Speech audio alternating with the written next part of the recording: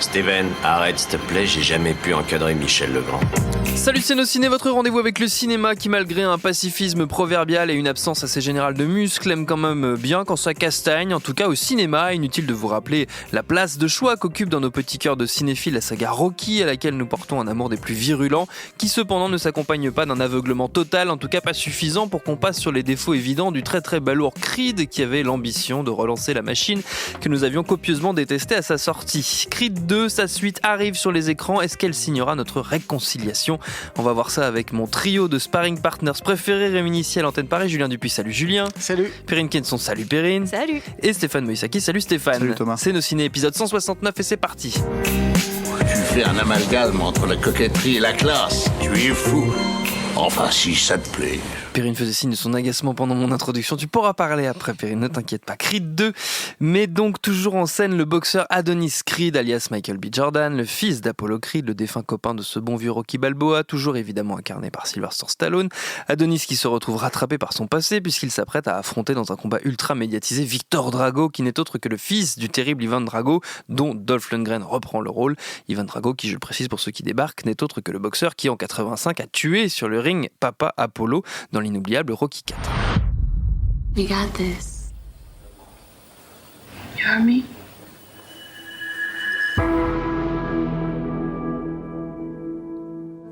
In the ring, you got rules. Outside, we got nothing. Life hits you with all these cheap shots. People like me, we live in the past. You got people that need you now. You got everything to lose. This guy's got nothing to lose. I ain't got a choice. That's the same thing your father said, and he died right here in my hands. Listen to me, this guy is dangerous. But you don't think I could beat him?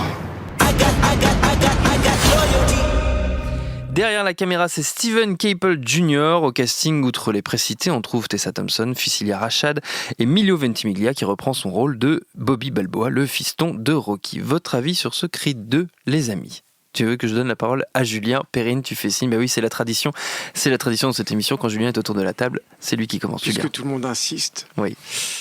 Alors moi j'ai un problème avec ce film, c'est-à-dire que je trouve qu'il y a une très belle histoire en fait de fils dressé au point par son papa, par un papa déchu en fait, qui est honni de tous, etc. Parce que c'est ça aussi Rocky. Enfin je sais pas, il me semble la valeur de Rocky, c'est l'histoire de l'underdog ultime quoi. Bien Donc et donc voilà, donc il y a cette très belle histoire avec ce gamin qui est brut de décoffrage et tu sens qu'il a un rapport difficile avec son papa parce qu'il a été abandonné avec sa maman, etc. Et il va essayer d'affronter un gars qui a tout, par contre, et qui va essayer de le vaincre. Mais il va perdre. Je spoil, je préviens. Putain, tu peux spoiler. Je vais spoiler après avoir spoilé. Mais bon, bref, c'est pas mal. Ça. Je suis désolé, les gars. Donc, il va perdre mais dans ce combat, puisque comme on le sait, c'est le chemin qui est important, ce n'est pas la destination. Et bien, au cours de ce chemin, il aura réussi à susciter l'empathie de son paternel. Voilà. Donc ça, c'est pas mal. Alors, le problème, c'est que ça, c'est l'histoire que je viens de raconter, l'histoire du méchant. De Victor Drago, voilà. Et que le héros, malheureusement de Creed, c'est Adonis Creed, qui lui, alors par contre, est un sale gosse gâté, en fait, qui a à peu près tout, qui est très bien entouré. Il y a plein de gens qui l'aiment beaucoup, en fait, autour de lui. Il a beaucoup d'argent. Et il a tout pour lui, en fait. Et alors, il fait que des conneries. Mais alors, c'est un ballot de première, il fait bêtise sur bêtise sur bêtise. Mais alors, tous les autres qui sont autour de lui, puis ils disent, mais non, mais c'est pas grave, allez, vas-y, retourne. Alors, il y retourne, puis il refait une bêtise. Mais il y a les autres qui reviennent quand même et tout. Donc, moi, j'ai absolument aucune empathie pour ce personnage-là, quoi. Combien même, il est un peu triste parce qu'il se souvient que son papa avait été tué, tout ça. Puis sa maman qui, des fois, quand même, lui menace de lui donner une petite fessée parce que c'est quand même pas bien et tout. Mais j'ai aucune empathie pour ce personnage-là. Le problème, c'est que c'est quand même celui qui occupe la majeure partie de l'écran, de temps, qui a une majeure temps de présence à l'écran, j'y arrivais. Et puis voilà, quoi. Du coup, il y a des petits restes de Stallone en fait dedans, mais qui moi m'ont. Alors autant moi c'était un des trucs que j'aimais bien dans le premier Creed. Enfin, j'aimais bien.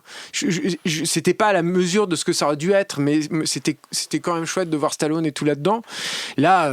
pour moi, Stallone, c'est un peu un problème, quoi. C'est-à-dire que je trouve qu'il n'y a pas grand-chose à défendre déjà dans le film. On en parlait avec Stéphane en sortant. Il a pris quand même un coup de vieux. Enfin, je sais pas si c'est un problème de savoir le filmer aussi, peut-être, etc. Mais physiquement, c'est très ingrat. Enfin, on parlera dans quelques semaines de La Mule, en fait, de Clint Eastwood, qu'on a vu récemment. Là, Clint Eastwood, il est très vieux dans le film, très vieux. Il a la peau du cou qui pend et tout, mais il est magnifique quand même, quoi. Là, c'est pas le cas, quoi. Stallone, il est pas. Enfin, moi, je trouve. C'est pas que c'est un délit de sale gueule, c'est que ça m'a. On dirait sa mère. Hein. C'est non, mais c'est quand même c'est chaud. C'est un problème pour le recevoir. C'est-à-dire que tu as du mal à le retrouver beau et magnifique. Et puis en plus, sur les métaphores qui sont pas très fines, etc. Bon, voilà. En tout cas, ça rattrape pas le reste, en fait. Ouais.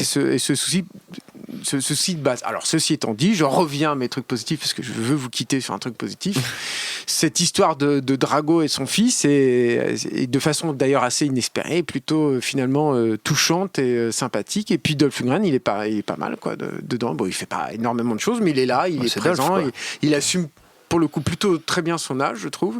Et puis c'est sympa. Ça, c'est sympa. Ça, c'est mais sympa. Ce n'est pas le film. Mais ce n'est pas tout. Perrine. Non, c'est ce que j'allais dire sur le fait que c'est vrai que Sylvester souffre un peu physiquement.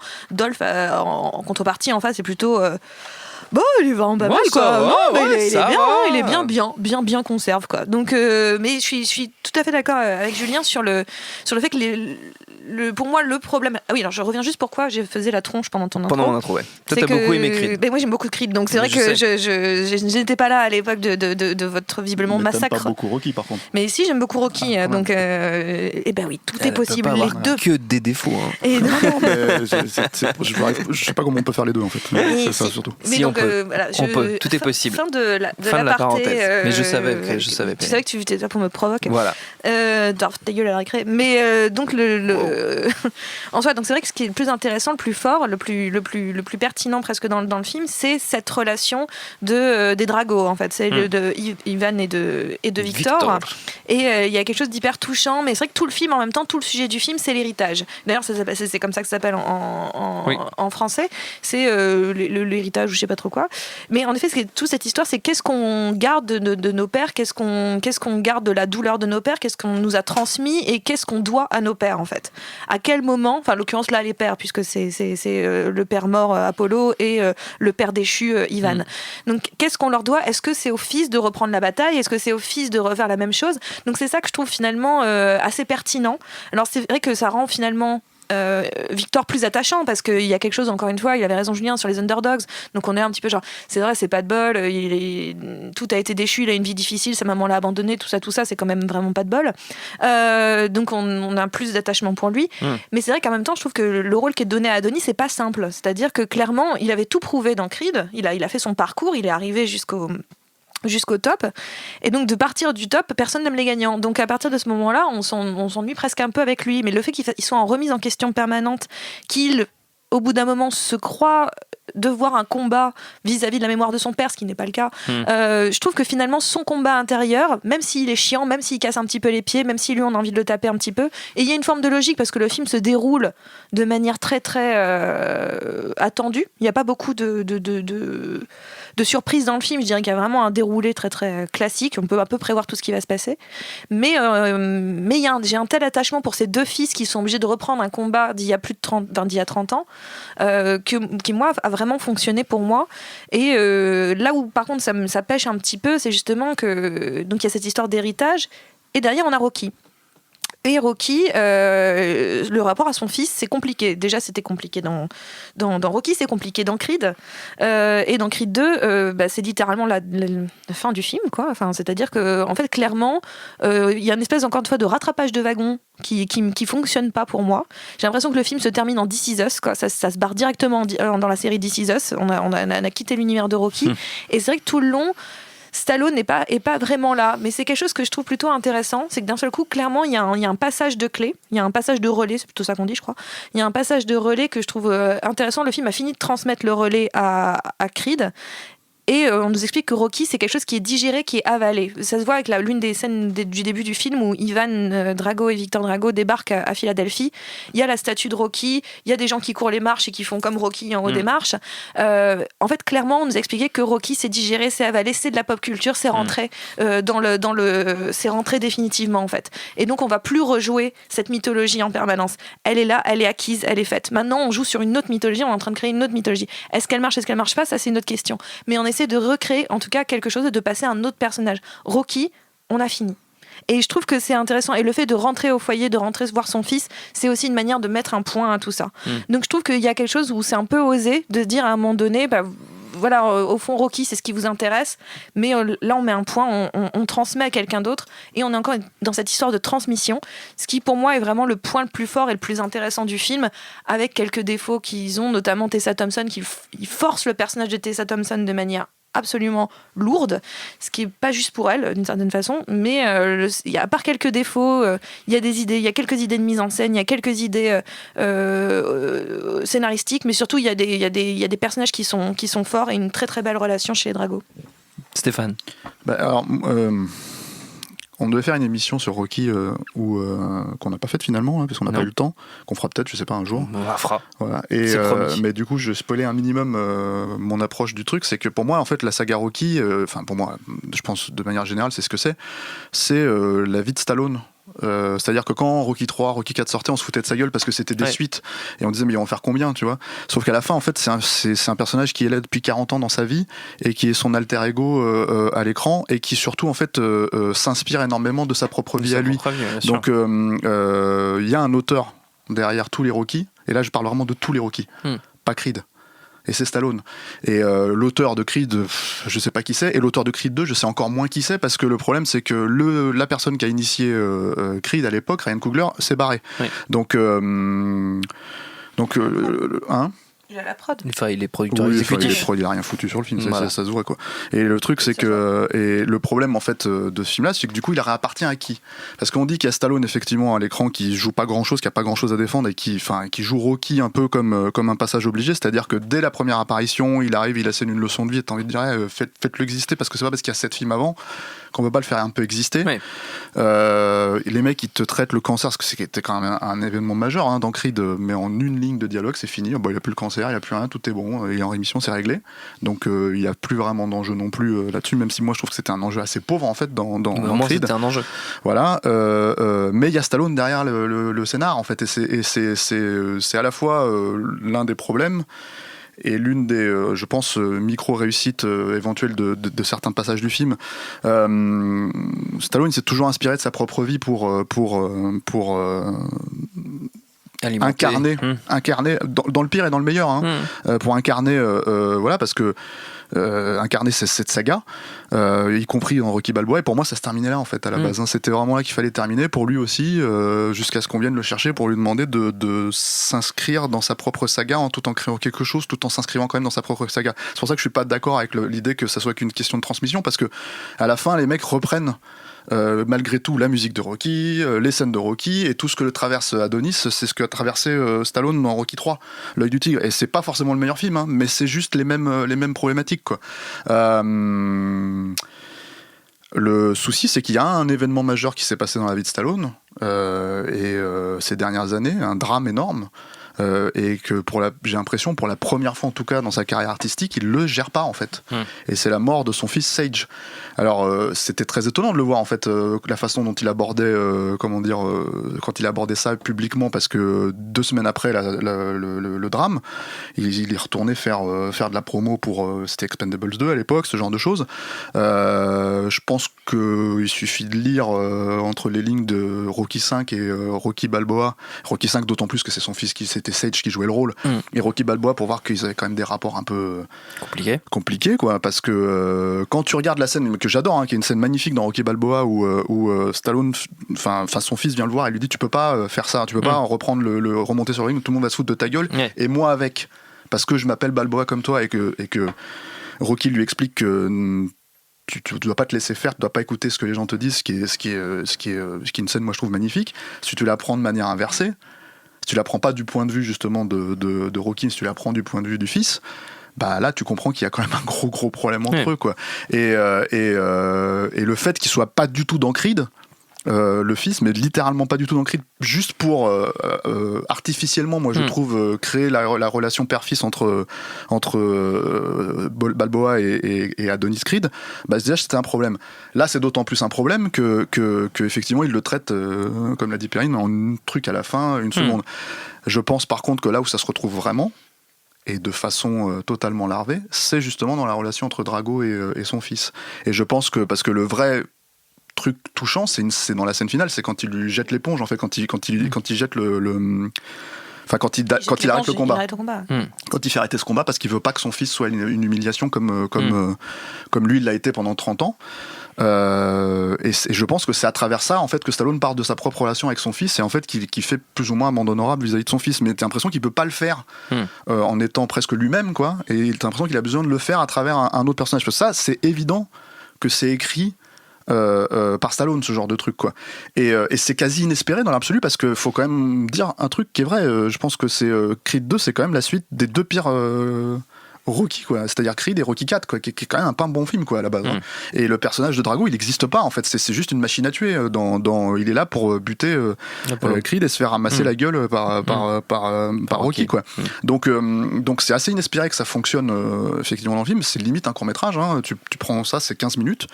Il y a un gros acte manqué, moi, je trouve, en fait.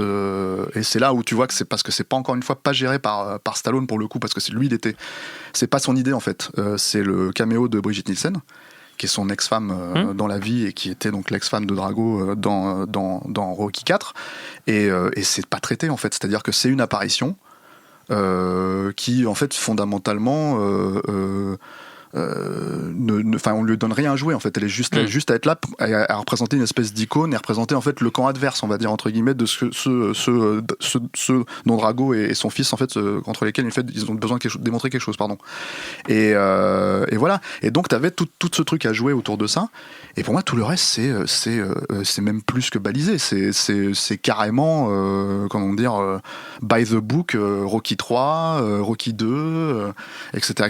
Et bon, Stallone a toujours plus ou moins fait ça aussi, ça lui arrivait, hein. Il y a des épisodes moins bons que d'autres, quoi, mais à ce point de non-incarnation que lui s'arrête, parce qu'apparemment c'est le dernier film où il joue Rocky, mais bon, ça, après, il avait dit ça à l'époque de Balboa aussi, puis il avait dit ça aussi avec Rambo, et finalement il vient de tourner Rambo 5, on sait jamais vraiment avec lui, quoi. Bah c'est dommage, en fait, de boucler le truc sur ça, et de quasiment pas traiter fondamentalement le personnage, mais en même temps j'ai envie de dire il faut s'arrêter là, mais on sait déjà qu'il y aura Creed 3 ou 4 ou je sais pas quoi, tu vois, donc la seule question c'est comment ils vont faire, qu'est-ce qu'ils vont raconter, parce que fondamentalement là il parlait de Creed, mais de Creed de Rocky, tu vois, dans le premier, et là il parle de Drago, donc il leur reste quoi pour raccrocher les wagons, tu vois. Et là à mon avis, quand il y aura plus Stallone, quand il y aura plus tout ça, bah on verra que c'est quand même une mythologie bien rapportée. Moi à mon avis c'est de la grosse flûte, donc voilà, quoi, bah ouais, mais enfin je veux dire, lève les yeux au ciel, mais non, mais l'évocation du terme flûte. c'est des films à papa, quoi, tu vois, c'est des films pour c'était pas ça Rocky, justement. Moi je pense pas que c'était ça, hein. C'est-à-dire que justement c'était l'histoire d'un père avec son fils et non pas d'un fils avec son père, tu vois. Même Rocky 5, tu vois, donc à partir de là je trouve ça un peu dommage, enfin je trouve l'inversion, on hyper rechange, quoi, voilà. Pour terminer, chers camarades, on va faire comme toujours un petit tour de recommandations, pas forcément dans l'univers des films de boxe, hein, c'est pas obligé. Vous savez que vous êtes totalement libre. Julien Dupuis est excusé, il nous a quittés pour aller rejoindre une projection d'un film dont on parlera très prochainement, certainement dans nos ciné. Perrine, tu commences ? Oui. Oui. Allez, bonjour. Bonjour. Non, c'est vrai que c'était pas évident, mais je me suis attardée sur Michael B. Jordan. Oui. Parce que je continue à penser que j'aime beaucoup ce garçon. Et j'ai envie de rester dans l'univers du sport. Donc Creed 1, non, Friday Night Lights, qui est une série qui a révélé notamment Michael B. Jordan. Il avait l'un des rôles principaux de la série, qui n'est pas du tout sur la boxe, mais sur le football américain. Tout à fait. Donc, et qui est une excellente série, et aussi un film d'ailleurs. Mais si vous avez l'occasion de le voir, c'est absolument superbe. Il y a pas mal de saisons, mais ça dit beaucoup de choses d'une certaine Amérique et d'une fascination pour un sport. Et Michael B. Jordan reste charmant sportif du cinéma et de la série. J'arrête sur mes compliments sur Michael B. Jordan, c'est-à-dire gênant pour tout le monde. Non, pas du tout. On était bien, on était très bien. Ça pouvait durer longtemps. Ok. Stéphane, je crois savoir ce que tu vas recommander. Bah, Brigitte Nielsen. Ouais. Tu vois, elle est dans Creed 2. Brigitte Nielsen, tu fais le rapport, elle était dans Cobra. Ouais. Avec Stallone, tu vois. Ouais, et dans Cobra. lequel Stallone jouait un flic qui s'appelait Marion Cobretti. Ouais. Dit Cobra, donc. Oui, tu vois. Cobra.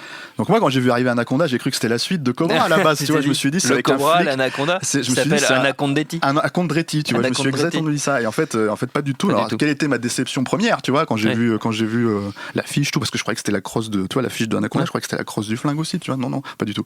Mais finalement, bon, bah, tu vois, j'ai fini par voir le film, et quand même un classique incontournable. Bien sûr. Donc, on peut pas bouder son plaisir, on peut pas nier en fait les choses. Et son pépire. Bouser son. Ouais. Je me suis repris, j'ai dit plaisir. Bouder son pépère. Mais Tu tiendras pas un an avec ça. Si. un an, 6 Alors, mois, il me reste 6 mois à tirer. C'est tout. Il a dit jusqu'à juin avec Anaconda. Voilà, attends, fin de saison, quoi, tu vois. Tout à fait. Et donc Anaconda, pareil, un très beau film C'est vrai. d'amour, d'espoir, de relations filiales aussi, entre un anaconda et son fils. Et voilà, donc je vous conseille Anaconda. Louis Loza qui a aussi réalisé un autre film avec Stallone qui s'appelait L'Expert, Ouais. qui est un film assez étrange parce que c'est quand même le film où Stallone il est plus bonne que Sharon Stone. Ah. Donc faut le faire quand même, quoi. Et voilà, mais c'était moins bien qu'Anaconda quand même. C'était, Ça ouais, n'a parce qu'il pas y a- gagné tous les mêmes Oscars. Il n'y en avait tout cas. pas John Voight. Il n'y avait pas John Voight. Il n'y avait pas de John Voight, Ah ça. bah. Mais John Voight, je me le garde pour les autres. Ah oui, coups, c'est vrai, c'est pour les autres coups. Pardon, excusez-moi, notre temps est écoulé. Merci à tous les deux et à Julien Dupuis, donc, qui nous a quittés entre-temps. Merci à Quentin à la technique, merci à l'antenne Paris pour l'accueil. Rendez-vous sur binge.audio, le site de notre réseau de podcast Binge Audio, pour retrouver toutes nos émissions, le programme des prochaines. Et puis on vous dit à très vite. Je préfère partir plutôt que d'entendre ça, plutôt que d'être sourd. Binge.